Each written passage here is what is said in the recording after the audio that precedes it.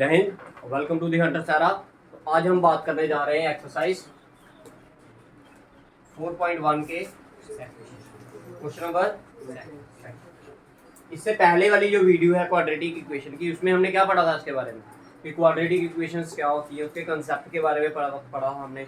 और हमने क्या किया था, क्वेश्चन नंबर 1 भी 4.1 का क्या कर लिया था, खत्म कर लिया था। तो आज हमने करना है क्वेश्चन नंबर 2। तो आइए पढ़ते हैं। पहले क्वेश्चन में क्या बोला है, कहता represent the following situation in the form of quadratic equation. कहता सिर्फ आपने क्या करना है, रिप्रेजेंट करना है। क्या करना है, रिप्रेजेंट करना है। जो आपको कंडीशंस दी गई हैं उनको क्या करना है, रिप्रेजेंट करना है in the form of quadratic equation. तो पढ़ते हैं भाई क्वेश्चन नंबर 2 का फर्स्ट पार्ट। बहुत ही आसान है भाई, बस थोड़ा सा दिमाग लगाना है। तो आइए देखो, पढ़िए क्वेश्चन। कहता था area of the rectangular plot is 5 to 8 metre square. कहता है एक रेक्टेंगुलर प्लॉट है, मान लीजिए रेक्टेंगुलर प्लॉट आपका, ठीक है। इसके जो अंदर वाला एरिया है ये कितना है आपका, 5 to 8 मीटर स्क्वायर।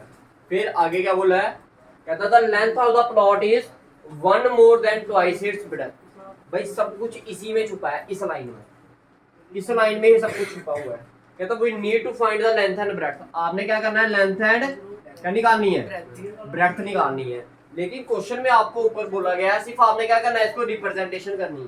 क्या करनी है इसकी, तो भाई अभी हम क्या करेंगे, सिर्फ इसकी रिप्रेजेंटेशन करेंगे।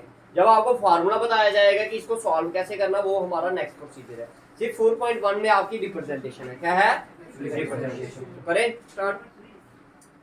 अब आपको पता है एरिया ऑफ रेक्टेंगल की बात हुई है, किसकी बात हुई है, एरिया ऑफ रेक्टेंगल क्या होता है, लेंथ इनटू ब्रेड्थ। कितना दिया है, कितना पता है। अब आपको लेंथ पता है, नहीं पता, ब्रेड्थ पता है, नहीं पता। अब देखिए क्वेश्चन में पढ़ते हैं कि दिया गया है, कहता था length of the plot, length of the plot given है क्वेश्चन में, कुछ स्टेटमेंट की फॉर्म में ही है, बट क्या है, गिवन है।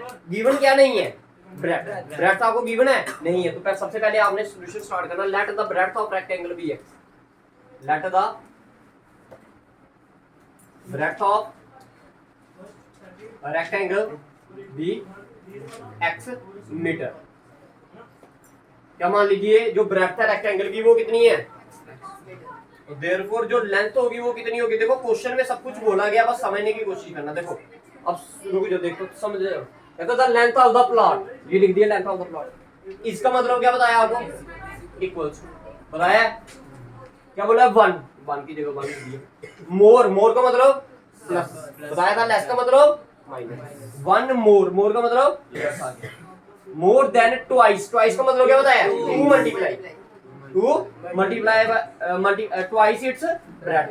2 मल्टीप्लाई बाय ब्रेड्थ कितनी है, तो this is your breadth, this is your length. अब अकॉर्डिंग टू क्वेश्चन क्या बोला है, एरिया ऑफ रेक्टेंगुलर प्लॉट कितना है,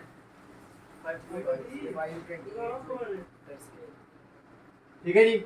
बट एरिया ऑफ रेक्टेंगल का फार्मूला लेंथ इनटू कितनी वैल्यू है, 528। लेंथ की वैल्यू कितनी है, 1 प्लस, और ब्रेड्थ की वैल्यू इक्वल टू, ये x जो है ये 1 के साथ भी मल्टीप्लाई होगा और 2x, 1 इंटू एक्स किया तो x इंटू 2x किया तो इक्वल टू।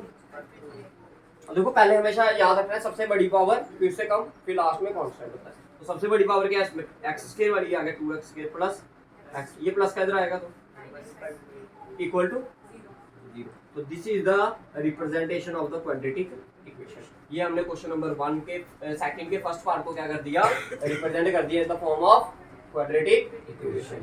समझ आ गया भाई सभी को, ठीक है। बहुत आसान है भाई, थोड़ा सा समझने, स्टेटमेंट को समझने की कोशिश करें, ठीक है। उतार दीजिए।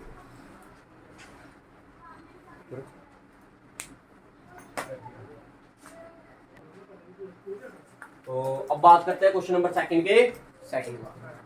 कहता है the product of 2 consecutive positive integer. देखो वर्ड है मेन ये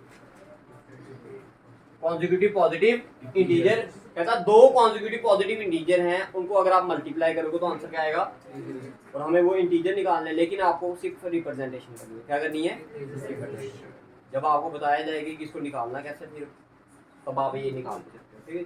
लेकिन पेपर में आपको रिप्रेजेंटेशन ही, जनरली आपको क्या बोलता है, पूरा क्वेश्चन निकालने के लिए, ठीक है। पहले आपको स्टेटमेंट समझ भी आनी चाहिए कि स्टेटमेंट है क्या, देखो किसकी बात की है, कॉन्जिक्यूटिव पॉजिटिव इंटीजर की। कॉन्जिक्यूटिव पॉजिटिव इंटीजर का मतलब पता होना चाहिए, मतलब होता है कि एक के बाद एक। अगर फर्स्ट नंबर आपका 1 है तो इसका कॉन्जिक्यूटिव क्या होगा, 2 का कॉन्जिक्यूटिव 3 का 4 का 5। अगर मैं बोलूं 100 का कॉन्जिक्यूटिव 101। क्लियर। तो x का कॉन्जिक्यूटिव x plus 1 y कोई ना होगा भाई, x plus 1 उससे जो अगला वाला होगा, ठीक है।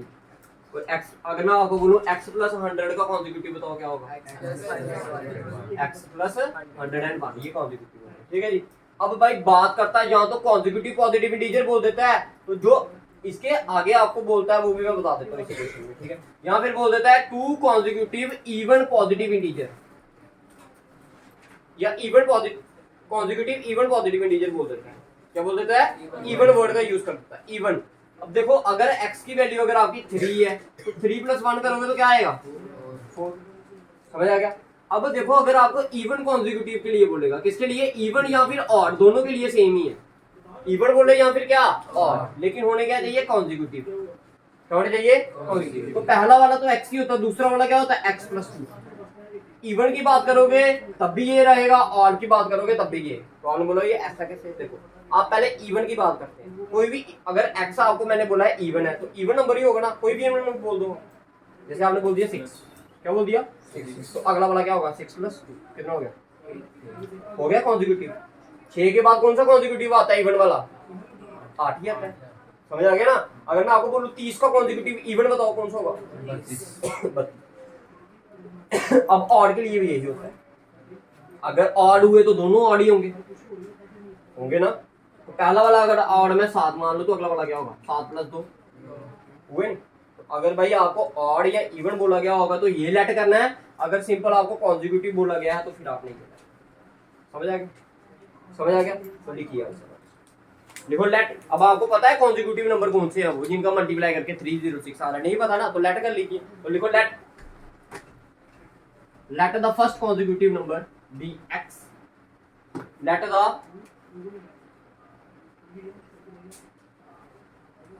first consecutive first क्या, let the two consecutive integer positive integer भी क्या क्या मान लीजिए, एक x मान लीजिए, दूसरा क्या होगा एंड x प्लस, क्लियर है, एक x मान लिया दूसरा क्या मान लिया। अब अकॉर्डिंग टू कंडीशन क्या बोला था कि दोनों की मल्टीप्लिकेशन करके आंसर, तो ये पहला वाला नंबर आ गया, इसको मल्टीप्लिकेशन की किससे, दूसरे वाले नंबर से, आंसर 306। x इंटू एक्स किया तो x इंटू 1 किया तो इक्वल टू प्लस का इधर आया तो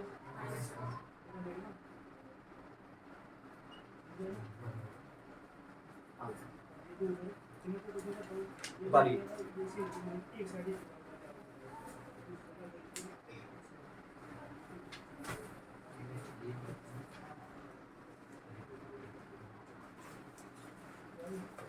अब बात करते हैं क्वेश्चन नंबर सेकंड के थर्ड पार्ट।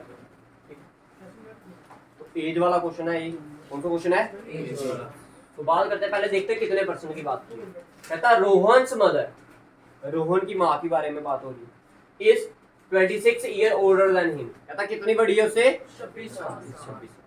रोहन की एज पता है, बाद में देखते हैं। कहता the product of their ages 3 years from no.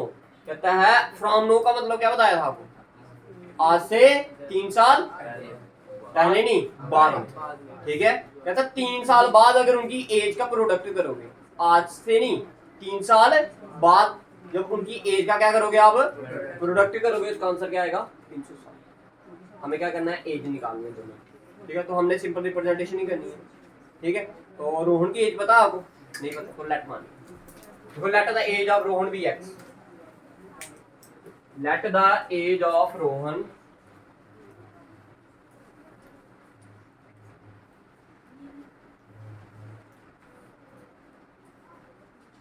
B X. मान लो कितनी एज है उसकी, क्लियर।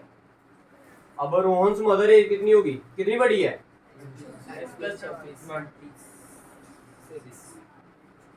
बच्चे क्या लिखते हैं 26 एक्स भी लिख देते हैं, ये बात क्या होगा x + 26 या 26 + x लिखे, कोई फर्क नहीं पड़ता, ठीक है। क्लियर है। अब जो प्रोडक्ट निकालना है उनकी एज का, वो कब निकालना है? 3 साल बाद। तो 3 years from now, 3 years from now, आज से 3 साल बाद रोहन की एज कितनी हो जाएगी? अगर आज आपकी एज 5 है तो 3 साल बाद 8। अगर आज आपकी एज कितनी है? 10 साल, तो 3 साल बाद 13। तो अगर आज मैं बोलूं आपकी एज कितनी है? x, तो 3 साल बाद। क्लियर है। रोहन मदर एज उनकी हो जाएगी देखो, एज कितनी है उनकी? x + 26। ये आज की एज है, बट हमने 3 साल बाद की निकालनी, तो 3 साल प्लस कर दीजिए। 26 + 3 किया तो ये आ गई रोहन की माँ की एज। ठीक है, कहता है 3 साल बाद जो इनकी एज होगी, अगर उसका प्रोडक्ट करोगे तो आंसर 360। तो अब आपने क्या लिखना है इसके बाद? अकॉर्डिंग टू क्वेश्चन क्या बोला है? x + 3 × x + 26 इक्वल टू कितना? 29 हुई। 360 26 नहीं 20। ये 3 साल वाली एज है ना, इनको अगर प्रोडक्ट करोगे तो आंसर देखो, x × x किया तो x × 26 किया तो 26x, 3 × x किया तो 29 है यार क्या हो रहा है? ठीक है, 3 × x किया तो 3x, 3 × 29 करेंगे तो कितना आएगा? 3 × 87। ठीक है जी, इक्वल टू ये प्लस का इधर आएगा तो x² 29 + 3 32x + 87 - 300 equal to 0। Therefore जो रिप्रेजेंटेशन होगी वो होगी आपकी x² + 32x। 360 में से क्या निकालोगे आप? 87। तो 10 में से 7 3। ठीक है, फिर क्या 35 में से 8 निकालोगे तो कितना रहेगा? 27। यही है ना, equal to this is the representation. समझ आ गया भाई सभी को? जिसको कोई स्टेप नहीं समझ आया वो, ठीक है, उतारिए। इसके बाद और कितने हैं इसके? एक लास्ट है ये इंपॉर्टेंट है भाई। ठीक है, ट्रेन वाले क्वेश्चन अक्सर क्वाड्रेटिक इक्वेशन में पूछे जाते हैं और बच्चे गलत करके आते हैं हर बार। ठीक है, उतारिए। बात करते हैं क्वेश्चन नंबर 2 के अब फोर्थ पार्ट के बाद। तो क्या बोला गया है? कहता अ train travel a distance of, एक ट्रेन है जो कि कितना डिस्टेंस ट्रेवल कर रही है? 480 किलोमीटर। कितना डिस्टेंस ट्रेवल कर रही है? 480 kilometre with a uniform speed. एक स्पीड से क्या कर रही है? 480 किलोमीटर डिस्टेंस क्या कर रही है? Travel. If the speed had been 8 kilometre per hour less. कहता अब ट्रेन की स्पीड क्या कर दी गई? कम कर दी गई। ट्रेन की स्पीड क्या कर दी गई? कम। कितनी स्पीड कम की? 8 घंटे कम कर दी गई। Then it would have taken 3 or more to cover the same distance। पहले जिस स्पीड से चल रही थी, अब कहता है जितना भी टाइम पहले ले रही थी ना, उससे 3 घंटे क्या ज्यादा लेगी। ऑब्वियसली अगर आपकी स्पीड ज्यादा है तो आप क्या करोगे? जल्दी पहुंचोगे। अगर आपकी स्पीड कम है क्या है तो क्या पहुंचोगे? लेट पहुंचोगे ना। We need to find the speed of the train। हमें ट्रेन की क्या करनी है? भाई देखिए, सबसे पहले करने से पहले आपको एक फार्मूला पता होना चाहिए। स्पीड का फार्मूला क्या होता है? ठीक है, डिस्टेंस अपॉन। अगर टाइम का फार्मूला निकालना होगा तो क्या होगा? Speed upon distance. ये स्पीड इधर आएगा, टाइम कहाँ चला जाएगा? क्लियर है सभी को? ठीक है, इसी का यूज करके मैंने पूरा क्वेश्चन समझा दूंगा। ठीक है, करें। अब आपको बताओ स्पीड पता है ट्रेन की? नहीं पता, तो वही लेट के देखो। Let the speed of train कितनी मान लो? x kilometre. क्लियर है? कितनी मान ली ट्रेन की स्पीड? x kilometre. तो डिस्टेंस कितना है? 480। तो भाई आपको पता, वी नो दैट, क्या पता आपको कि जो स्पीड होती है वो क्या होती है? Distance upon time. तो टाइम क्या हो जाएगा? t1 मान लेते हैं इसको। क्या मान लेते हैं? t1। तो t1 क्या आएगा? Distance upon speed. तो t1 की वैल्यू क्या आएगी? डिस्टेंस कितना है? 480 स्पीड कितनी है? This is your first condition, ये अभी एक कंडीशन में ठीक है। अभी सिर्फ आपने इधर तक ही पढ़ा क्वेश्चन, कहाँ तक? अब आगे पढ़े। अब आगे क्या बोला गया? If the speed had been 8 kilometre per hour less, ठीक है। अब आपने क्या लेना? If the speed of train is कितना kilometre? Is 8 kilometre per hour. अगर 8 किलोमीटर पर आवर की स्पीड से क्या होगी ट्रेन की स्पीड? कम होगी। अगर स्पीड क्या होगी? स्पीड क्या होगी? कम होगी, ठीक है। तो now speed equal to speed कितना हो जाएगी फिर? पहले कितनी थी? पहले x थी ना, x की स्पीड से चल रही थी, अब 8 घंटे क्या होगी? 8 किलोमीटर क्या होगी? पर आवर कम होगी, तो क्या आएगा? x minus 8 kilometre per our. भाई स्पीड कम हुई है, डिस्टेंस कोई ना कम हुआ, डिस्टेंस कितना रहेगा? सेम वही। तो टाइम कितना आएगा आपका? टाइम इधर निकालते हैं जी। टाइम कितना आएगा? t2 मानूं इसको मैं, ठीक है। t2 की वैल्यू क्या होगी? Again distance upon speed. Distance upon क्या? स्पीड। तो डिस्टेंस कितना है अगेन? स्पीड कितनी है अब? कम। ये t2 है। बताओ, ये दोनों क्लियर है? अब बताओ टाइम यहां ज्यादा लगेगा या यहां? स्पीड कम कहां है? दूसरे वाले में। अगर स्पीड कम है तो टाइम क्या होगा? ज्यादा। ये वाला टाइम क्या है? ये कम है या ज्यादा है? कम है। ये क्या है? ज्यादा। तो अब उसने क्वेश्चन में बोला है अगर 8 किलोमीटर स्पीड क्या कर दोगे आप? कम कर दोगे, तो वो 3 घंटे क्या करेगी? ज्यादा लेगी। 3 घंटे क्या? ज्यादा। मैं ये बोल सकता हूं कि ये वाली जो स्पीड है ये 3 घंटे क्या कर रही है? जब फिर मैं ऐसा करूं, इसमें अगर 3 घंटे में एक्स्ट्रा ऐड कर दूं तो ये दोनों का टाइम क्या हो जाएगा? सेम हो जाएगा। अब इसको दो तरह से लिख सकते हैं, जहां तो डायरेक्ट लिख लो, जहां आप क्वेश्चन के हिसाब से अकॉर्डिंग टू क्वेश्चन। देखो मैं ये बोल सकता हूं कि t2 में से अगर मैं t1 माइनस कर दूंगा तो कितना मेरा आंसर आएगा? कितना आएगा? भाई देखो ना, उसने खुद बोला ना कि टाइम क्या लेगी? वो ज्यादा लेगी। कितना? 3 घंटे। तो भाई 3 घंटे ज्यादा लेने का मतलब क्या है? ये जो t2 वाली दूसरी वाली कंडीशन है ये क्या कर रही है? 3 घंटे ज्यादा ले रही है। किससे? मैं ये भी तो बोल सकता हूँ that mean t2 minus t1 क्या हो जाएगा?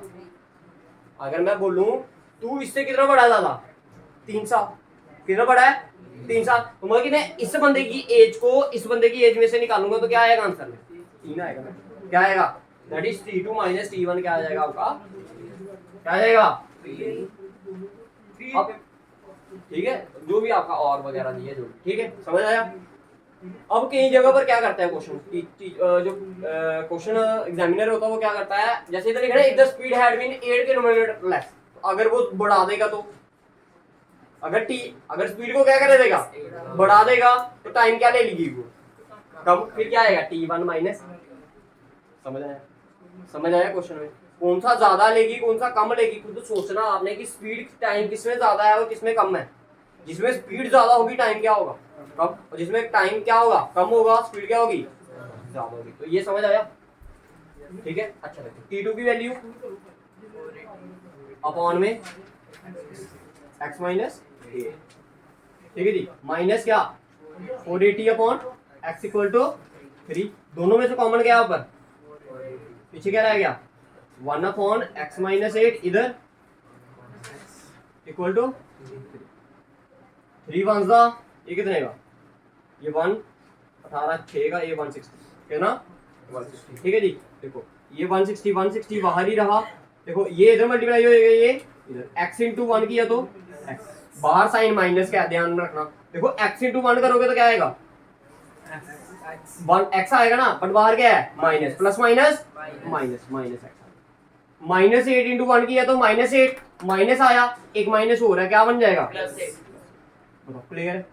अपॉन में क्या आएगा? ये दोनों आपस में क्लियर है, इक्वल टू। तो समझ आ रही है भाई या नहीं आ रही है? आ रही है ना? देखो ये प्लस का x और एक माइनस का x कट गया। 8 इंटू क्या करोगे?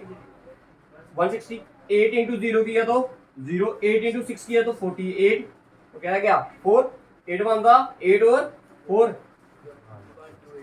ठीक है, समझ आ गया? ये इधर डिवाइड कर रहा है, इधर गया तो क्या आएगा? देखो x इंटू x किया तो x इंटू -8 किया तो ये प्लस का इधर गया तो 0 equal to X square minus 8x minus 1280।